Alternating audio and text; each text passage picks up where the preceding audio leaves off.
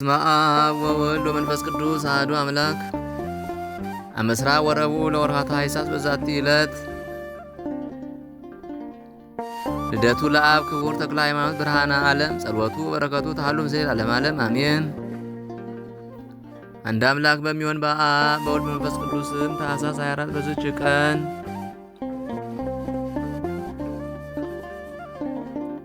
የተመሰገነና የከበረ ሐዲስ ሐዋርያ አባታችን ተክለ ሃይማኖት ተወለደ። በጸሎቱ የምትገኝ በረከቱ ከእኛ ጋር ትኖር ለዘላለሙ አሜን። ሰላም ለልደትከ ድኅረ ነበረት መካነ ለእምከ ልባ ከመቃለ መላክ ተአመነ ተክለ ሃይማኖት ፀሐይ እንተ ተኮንን አዝማነ መልአ ምድረ ዜና ክብርከ እምወሰን ወሰነ ወሰማያተ ስንከ ከደነ።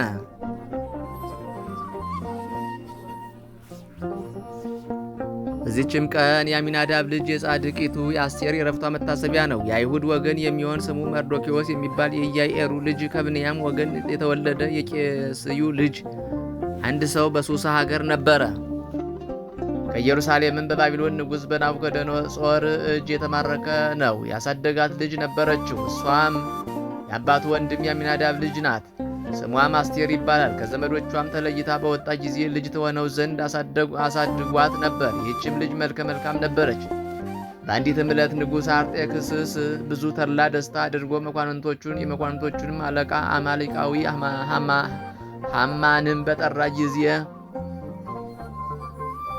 ከመኳንንቱ ሁሉ እርሱ ሐማ የከበረ ነበርና። ከዚህም በኋላ ሰባቱን ባለሟሎቹን ንግሥቲቱን አስጢንን አምጥተው የእቴጌነትን ዘውድ ያቀዳጇት ዘንድ እሷ መልከ መልካም ናትና ለአሕዛብ አለቆች ሁሉ ውበቷን ያሳዩ ዘንድ አዘዛቸው። ንግሥቲቱ አስጢንንም ትእዛዙን መስማት እምቢ አለች። ከባለሟሎቹም ጋር ትመጣ ዘንድ አልወደደችም። ንጉሡም አዘነ፣ ተቆጣ፣ ከንግሥትነቷም ሻራት።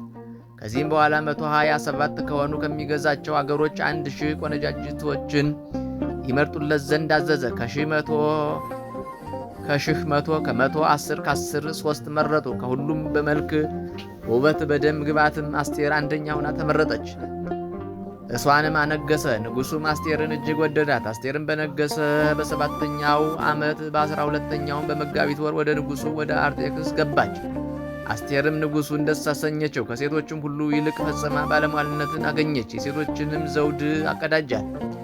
ከዚህም አስቀድሞ መርዶኪዎስ አገሩንና አደባባዩን ከሚጠብቁ ከንጉሡ ባለሟሎች ከሁለቱ ከታራና ከገቦታ ጋር በአደባባይ ኖረ። ያሰቡት ምክራቸውንም ሰማ። ንጉሥ አርጤክስንን ይገድሉት ዘንድ ወንጀልን እንዳዘጋጁ አወቀ፣ ተረዳ። ለንጉሡም የነሳቸውን ነገር ነገረው። ንጉሡም ሁለቱን ባለሟሎቹን መረመራቸው፣ ኃጢአታቸውንም አምነው ተቀጡ። ንጉሡም ይህን ነገር ወግ ታሪክ በተጻፈበት መጽሐፍ ጻፈው። መርዶኪዎስም ጻፈው። ሐማ ግን አማሌቃዊ ነበርና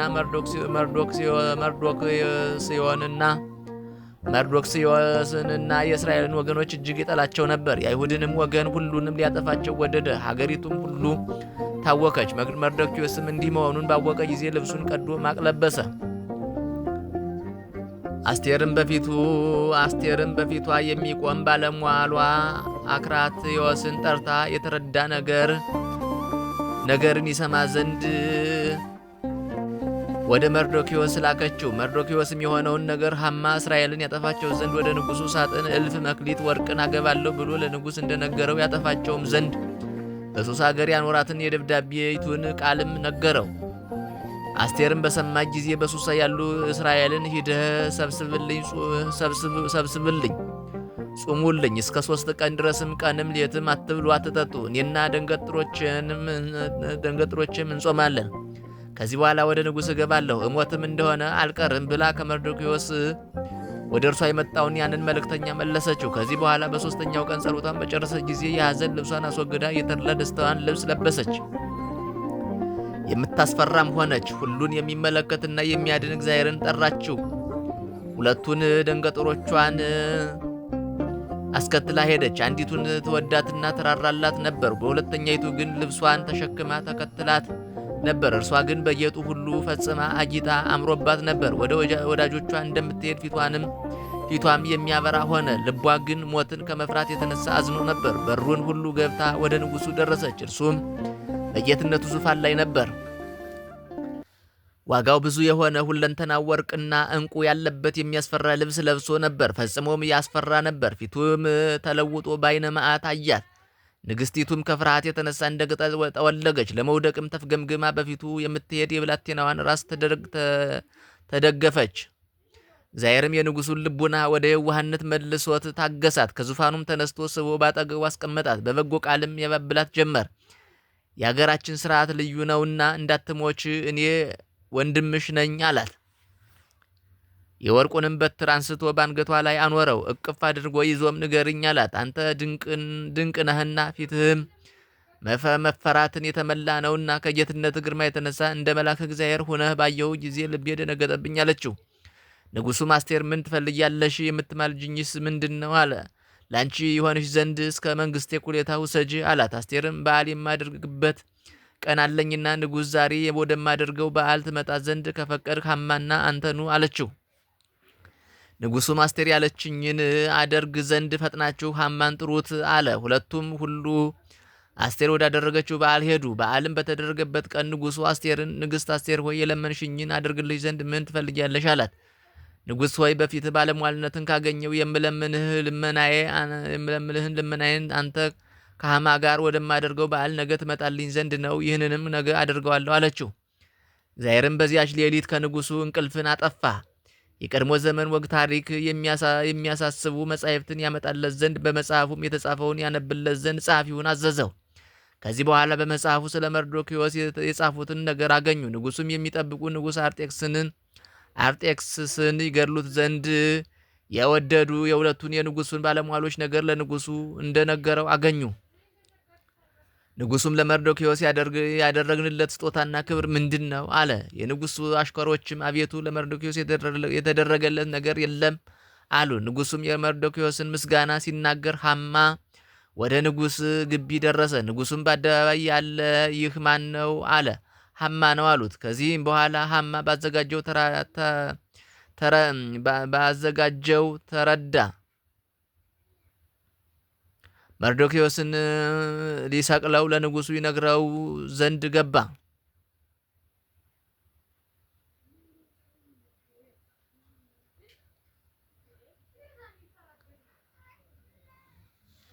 መርዶክዮስን ሊሰቅለው ለንጉሡ ይነግረው ዘንድ ገባ።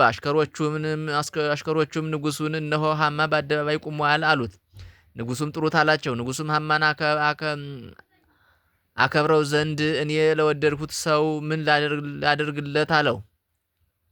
ሐማን በልቡ ንጉሡን ነው እንጂ ያለኔ ማንን ያከብር ዘንድ ይወዳል ብሎ ያከብረው ዘንድ ንጉሥ ለወደደው ሰው ንጉሥ የሚለብሰውን ነጭ ሐር፣ ንጉሥ የሚቀመጥበትን ፈረስ የንጉሥ አሽከሮች ያምጡለት አለው። ክብር ካላቸው ከንጉሥ ባለሟሎችም ለአንዱ ይስጡት። ንጉሥ ካላከበረው ለዚያ ሰውም ያልብሱት፣ በፈረሱም ያስቀምጡት። ንጉሥ ላከበረው ሰው እንዲህ ይደረግለታል ብሎ በአዋጅ ነጋሪ ይነገርለት አለው። ንጉሡም ሐማን በጎ ነገርን ተናገርህ፣ በአደባባይ ለሚያገለግል አይሁዳዊ መርዶክዮስ እንዲሁ አድርግለት፣ ከተናገርከውም ነገር አንዲትን ቃል ስንኳ አታስቀር አለው። ሐማም ልብስን አምጥቶ ለመርዶክዮስ አለበሰው፣ ፈረስንም አምጥቶ አስቀመጠው። ለወደደው ሰው ሁሉ ንጉሥ እንዲህ ያደርግለታል ብሎ በከተማው አደባባይ አዋጅ ነገረለት። ከዚህ በኋላ ንጉሡና ሐማ ከንግሥት አስቴር ጋር ምሳ ሊበሉ ገቡ። ንጉሡም በሁለተኛው በዓል አስቴር ምን ሆንሽ? የምትማልጅኝስ ምንድን ነው? ከወደድሽሽ የመንግስቴን እኩሌታ በሰጠውሽ ነበር አላት። እንዲህም ብላ መለሰችለት፣ ንጉሥ ወይ በፊትስ ባለሟልነትን ካገኘሁ ለሰውነት የልመናዋ ይሰጣት ወገኖችና እኔ ተሽጠናልና ለመበርበርና ለሞት ሆነናልና ለመገዛትም ቢሆን ዝም ባልኩ ነበር አለችው። ንጉሡም ይህን ሥራ ይሰራ ዘንድ የደፈረ ማን ነው አላት። አስቴርም ጥንተ ጠላታችን ሐማ ነው አለች። ሐማም ይህን በሰማ ጊዜ ከንግሥቲቱና ከንጉሡ የተነሳ ፈራ። ንጉሡም ከሚጠጣበት ተነስቶ ወደ ተክል ቦታ ገባ። ሐማ ግን መከራ እንደደረሰችበት አውቋልና በንግሥት ዙፋን ስር ወድቆ ይለማመጥ ነበር። ንጉሡም ከተክል ቦታ ሲመለስ ሐማን ሚስቴን በቤቴ ትጋፋኛለህን? አለው። ሐማም በሰማ ጊዜ ፊቱ ጠቆረ። ከንጉሡ ባለሟሎችም አንዱ ቡግታን የንጉሡን ነገር የተናገረ መርዶክዮስን ሊሰቀልበት ያዘጋጀው ተራዳ አለ። ቁመቱ 50 ክንድ የሆነ እንጨት በሐማ ቤት ተተክሏል አለው። ንጉሡም በሱ ይስቀሉት አለ። የእስራኤል ወገኖች ሁሉ ድህነታቸው በእርሷ ተደርጓልና ለእግዚአብሔር ምስጋና ይሁን ለዘላለሙ አሜን። ሰላም ለአስቴርን ተሞአቶ በጥበባ ለመላከ ውዴት ዘያጽባ እግዚአብሔር ስመር ዘሰመርከ ነገደ ህዝባ በወርሃ አጸባ ከመትትሐጸን በጥባ ደክታምየ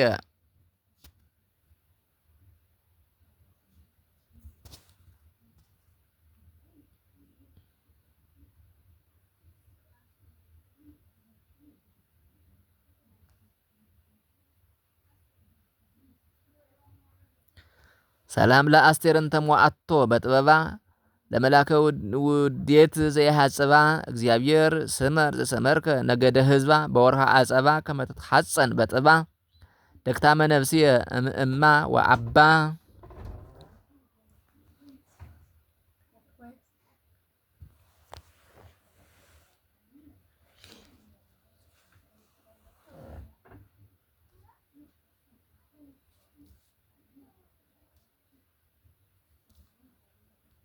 በዚህችም ዕለት ሶሎንቅያ በምትባል በምስር ሀገር ሰይጣንን ያነጋገረው አባ ጳውሊ አረፈ። የዚያችም አገር ሰዎች የሄሮድስ ወገን የሆኑ ክፉዎች ናቸው። ለእነርሱም ሕግ ከውሽባ ቤት ገብተው ያድራሉ። አባ ጳውሊም ወደዚያች አገር ደረሰ። ከእርሱም ጋር ጎልማሳ ዲያቆን ነበረ። በረቡዕ ቀንም ሴቶችና ወንዶች በአንድነት ወደ ውሽባ ቤት ሲገቡ አይቶ አደነቀ። ከእርሳቸውም አንዱን ለምን ይህን የከፋ ስራ ትሰራላችሁ? አለው። ያም ሰው አባቶቻችን እንዲህ ሲሰሩ ኖሩ፣ እኛም እንደነርሱ እንሰራለን አለው። ሌሊትም በሆነ ጊዜ በታላቅ መቅሰፍት ትቀስፋቸው ዘንድ ባዘነ ልቡና ወደ እግዚአብሔር ይጸልይ ጀመር። ሌሊትም በሆነ ጊዜ በታላቅ መቅሰፍት ትቀስፋቸው ዘንድ ባዘነ ልቡና ወደ እግዚአብሔር ይጸልይ ጀመር። ጸሎቱንም ሲፈጽም ጥቁር ሰው ከውሽባ ቤት ራቁቱን የእሳት ሰይፍ ተሸክሞ ወጣ። አባ ጳውሊም አንተ ማነህ? ማንንስ ትሻለህ? አለው። እኔ ሰይጣን ነኝ፣ አንተ ወደ እርሱ በለመንክ ጊዜ ጌታ ላከኝ አለ። አባ ጳውሊም የምታስብትበትን ሁሉ ትነግረኝ ዘንድ ጠይቃለሁ አለው። ሰይጣንም የምትሻውን ጠይቅ አለው። አባ ጳውሊም ያለ እግዚአብሔር ፈቃድ በሰው ላይ ታድር ዘንድ ምክንያት እንዴት ታገኛለህ? አለው። ሰይጣንም ሰው በእግዚአብሔር ሕግ ጸንቶ ሳለ የአብ የወልድ የመንፈስ ቅዱስን ስም በሚጠራ በንጽህና ሆኖ የክርስቶስን ስጋና ደምን በሚቀበል ላይ ለማደር ስልጣን የለኝም አለው። ከዚህ በኋላ የሚያስትበትን ሁሉ ነገረው። በዚያን ጊዜ የሰይጣን መልኩ ተለውጦ እንደ እሳት ነበልባል ሲሆን አባ ጳውሊ ተመልክቶ ደነገጠ። ወዲያውኑ ከእግዚአብሔር የታዘዘ መልአክ ተገለጠለትና አጽናናው። በዚያችም ሌሊት ከእግዚአብሔር የታዘዘ መቅሰፍት ወርዶ በውሽባ ቤት ያሉትን አጠፋቸው። ከ5 ወንዶችና ከ5 ሴቶች በቀር አልተረፉም። አባ ጳውሊም ለምን እንዲህ ታደርጋላችሁ? አላቸው። በየወሩ በአንዲት ቀን ወደ ውሽባ ቤት እየገባን ከሚስቶቻችን ጋር ተድላ ደስታ እናደርግ አባቶቻችን አዘዙን። በሩንም ዘግተን መብራትንም አጠፍተን ከእጃችን የገባችን ሴት ይዘን እንተኛለን አሉት። ከእናንተ ውስጥ ልጁን ወይም እህቱን እንዴት ያውቃል? አላቸው። እንደ እንስሳ በመሆን እንጃ ማወቅ እንኳን የለም አሉት። ከዚህ በኋላ አባ ጳውሊ የክብር ባለቤት የሆነው የክርስቶስን ሃይማኖት አስተምሮ የክርስትና ጥምቀትን አጠመቃቸው። ስጋውንና ደሙንም አቀበላቸው። ከዚህ በኋላ ወደ በዓቱ ተመልሶ ገድሉን በፈጸመ ጊዜ በመልካም ሽምግልና ወደ እግዚአብሔር ሄደ። ለእግዚአብሔር ምስጋና ይሁን፣ እኛንም በጸሎቱ ይማረን፣ በረከቱም ከእኛ ጋር ትኑር ለዘላለሙ አሜን።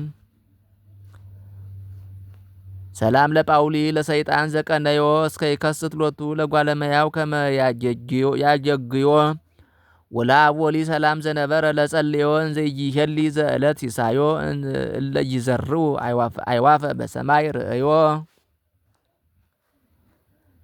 በዚህችም ቀን የአንጾኪያ ሊቀ ጳጳሳት የከበረና የተመሰገነ አግናጢዮስ ምስክር ሆኖ አረፈ። ይህም ቅዱስ የወንጌላዊ ዮሐንስ ደቀ መዝሙሩ ነው።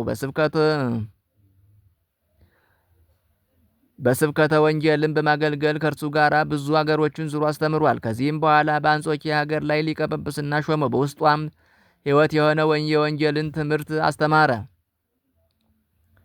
ብዙዎችንም እግዚአብሔርን ወደ ማወቅ መለሳቸው። የክርስትና ጥምቀትንም አጠመቃቸው። በትምህርቱም ልቡናቸውን አበራላቸው። ከዚህ በኋላ ጣዖታትን ለሚያመልኩ ስህተታቸውን በገለጠላቸው ጊዜ ተቆጡ። ወደ ከሃዲው ንጉሥ ወደ ጠራብዮስ ሄደው ከሰሱት። እንዲህም አሉት፣ አግናጢዮስ የአማልክቶችን አምልኮ ይሽራል እኮን ሰዎችንም እያስተማረ ክርስቶስን ወደ ማመን ያስገባቸዋል። አሉት። በዚያን ጊዜ ወታደሮችን ልኮ ወደ እርሱ አስመጣውና አግናጢዎስ ሆይ ለምን ይህን አደረግ? የአማልክቶችንም አምልኮ ስለምን ሻርክ? ሰዎችን ሁሉ እግዚአብሔርን ወደ ማምለክ አስገብታቸዋልና አለው። አግናጢዎስም ንጉሥ ሆይ ቢቻለኝስ የክብር ባለቤት ወደሆነ ወደ ክርስቶስ አምልኮት ባስገባው ነበር አለው። ንጉሡም ይህን ነገር ትተህ ለአማልክቶች ሰዋ፣ አለዚያ በታላቅ ስቃይ ያሰቃይሃለሁ አለው። በእኔ ላይ የምትሻውን አድርግ፣ እኔ ግን ለረከሱ አማልክቶች አልሰዋም። ስቃይህንም እሳትም ቢሆን አንበሳም ቢሆን አልፈራም። ከሕያው ንጉሥ ከክርስቶስ ፍቅር ልትለየኝ አትችልም አለው። ይህንንም ሲሰማ ንጉሥ ተቆጣ። ያሰቃዩትም ዘንድ አዘዘ። በተለያዩ በብዙ ስቃዮችም አሰቃዩት። በእጆቹም ውስጥ እሳት አድርገው ከእጆቹ ጋር በጉጠት ይዘው አቃጠሉት። ከዚህ በኋላ በዲንና በቅባት እያነደዱ ጉንጮቹንም አቃጠሉ። በሾተሎችም ስጋውን ሰነጣጠቁ። ከማሰቃየትም በደከሙ ጊዜ የሚያደርጉበትን እስኪመክሩ ድረስ ከወህኒ ቤት ጨመሩት። ብዙ ቀኖችም በዚያ ኖረ። ከዚህም በኋላ አስታወሱት። ከወህኒ ቤትም አውጥተው በንጉሥ ፊት አቆሙት። ንጉሡም አግናጢዎስ ሆይ አማልክቶችን ብታያቸው ውበታቸው ባማረህ ነበር አለው። ቅዱስም ንጉሥ ሆይ አንተ በክብር ባለቤት ክርስቶስ ብታምን ሙታኖቹን የምታስነሳቸው በሽተኞችንም የምትፈወሳቸው ባደረገ ነበር አሉ። ንጉሡም ለፀሐይ ከመስገድ የተሻለ የለም አለ። የከበረ አግናጢዎስም መንግስቱ የማያልቀው ፈጣሪን ትተህ ለተፈጠረ ፀሐይ ትሰግዳለህን ብሎ መለሰ። ንጉሡም ለራስህ መልካም አልክ፣ ግን በመተላለፍ የአንጾኪያንና የሶርያን ሰዎች ስበህ ወደ ክርስቶስ አምልኮት አስገባሃቸው እንጂ አለው። የከበረ አግናጢዎስም ተቆጥቶ ንጉሥ ሆይ ከንቱ የሆነ ጣዖትን ከማምለክ ሰዎችን ስለሳብኳቸውና ሰማይና ምድርን ወደ ፈጠረ ወደ ክርስቶስ አምልኮ ስላስገባኋቸው በእኔ ላይ ትቆጣለህን? ለረከሱ ጣዖቶችስ እንድሰዋ ታዘኛለህን? እኔ ግን ቃልህን ተቀብዬ ለሰይጣናት አልሰዋም፣ ለእውነተኛ አምላክ ለአብ ለወልድ ለመንፈስ ቅዱስ ሰዋለሁ እንጂ አለው። በዚያን ጊዜ ንጉሥ ተቆጣ። ከስጋው ምንም ምን ሳያስቀሩ ይበሉት ዘንድ 2 የተራቡ አንበሶችን በላዩ እንዲሰዱ አዘዘ። የከበረ አግናጢዎስም አንበሶች ወደ እርሱ ሲቀርቡ ባያቸው ጊዜ ድምፁን ከፍ አድርጎ ሕዝቡን እንዲህ አላቸው። ከዚህ የተሰበሰባችሁ እናንተ የሮሜ ሰዎች ቃሌን ስሙ እወቁም። እኔ ይህን ስቃይ የታገስኩት በትዕቢትና በትምክህት አይደለም፣ የክብር ባለቤት በሆነ በጌታዬና በፈጣሪ በኢየሱስ ክርስቶስ ፍቅር ነው እንጂ። አሁንም እኒህ አንበሶች እንደ ስንዴ ይፈጩኝ ዘንድ ነፍሴ ወደደች። የክብር ባለቤት ወደ ጌታዬ ኢየሱስ ክርስቶስ ልትሄድ ነፍሴ ሽታለችና። ንጉሡም ቃሉን ሰምቶ አደነቀ። ድንጋጤ ማድሮበት እንዲህ አለ። የክርስቲያኖች ትዕግስታቸው ምን ይበዛ! ስለ አምልኮት ከአረማውያን በእንዲህ ያለ ስቃይ ላይ የሚታገዝ ማን ነው አለ። እነዚህ አንበሶቹም ወደ ቅዱሱ ቀረብ ብለው ደንግጠው ቆሙ። ከዚህም በኋላ አንዱ አንበሳ እጁን ዘርግቶ አንገቱን ያዘው። በዚያን ጊዜ ደስ ብሎት ነፍሱን በፈጣሪ በክርስቶስ እጅ ሰጠ። ልመናውም ተፈጸመለት።